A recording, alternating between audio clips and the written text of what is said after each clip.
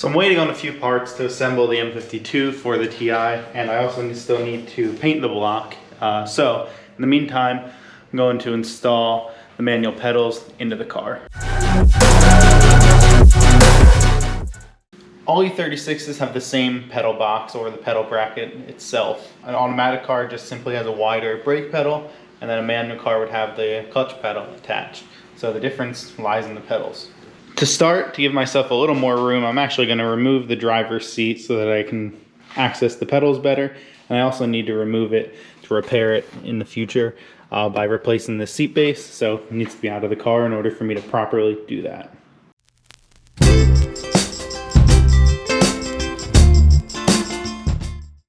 With the driver's seat out now, that gives me plenty of room to remove the dash panels and then the pedals and access everything.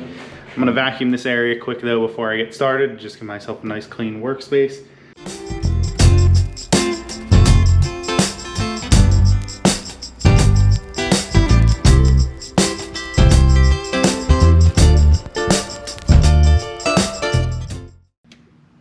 With the dash panels removed and after a quick vacuum, this gives me just a nice clean area to start working with and way better access to the pedals themselves. From a removal standpoint, the pedal bracket itself, since they're the same across all cars, can stay installed, and the throttle pedal as well. I'll need to remove the brake pedal, and then from an inside standpoint, that's pretty much everything that has to get removed. As you can see on the pedal bracket, there's actually up here on the left is the mount for the clutch pedal. So like I said, that just kind of goes to prove that these are all the same. So from an inside standpoint, I'll have to remove that brake pedal. And then there's actually punch outs in the firewall here and one up here for the clutch hoses. So I'll punch those out and remove this brake pedal.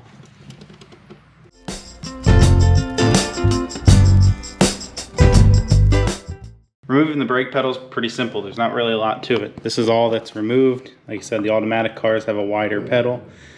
And then this bracket actually would get reused, but I have the one from the manual car, but they're the same. Same with the return spring and the clips that hold it into the pedal box. So this is what it looks like bare without the brake pedal in. So next thing I'm going to do is punch out the holes in the firewall. I'm going to feed the lines into the car and then get to installing the pedals.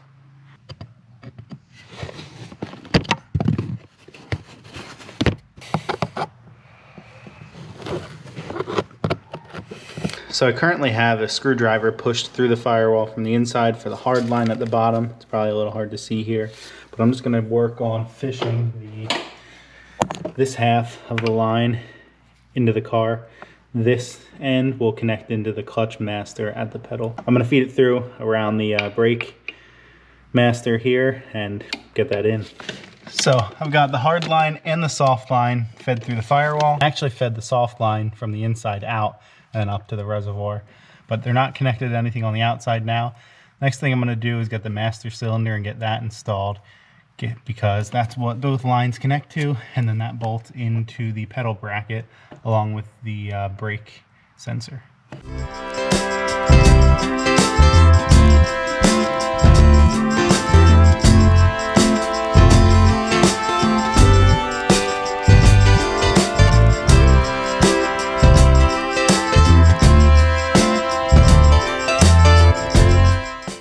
Well, that's the manual pedals installed.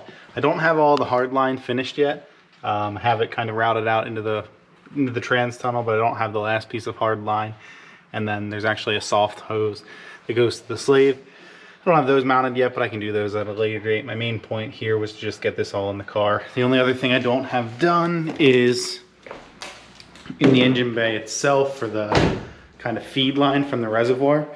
There's a nipple on the top here that you need to cut, and then this is the hose that I need to put on there. I'm gonna wait to do that until I have the rest of it hooked up, because then it'll have fluid going to the system and then I can bleed it. So I'll wait until I have the slave actually attached, the rest of the line attached.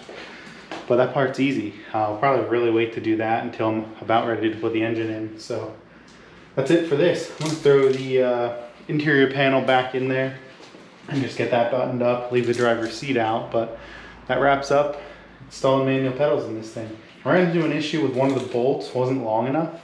I don't know if it was the automatic bolt I think that I was using to hold the one bracket in place, but Found a longer bolt in my parts bin, threw that in, and that did the trick. So you could probably knock this out in like 30 minutes with an engine out. Engine in, it's gonna be a little harder to feed the lines in, but yeah, probably I'd say 30 minutes or so. You could probably knock this out if you've done it before. It took me a little longer because of that bolt and just trying to film, but yeah, pretty quick process overall and really easy because of the way they made these things. So like I said, I'm gonna button up the interior tonight and move on to some other things. Hopefully some parts ordered for the engine come in this week.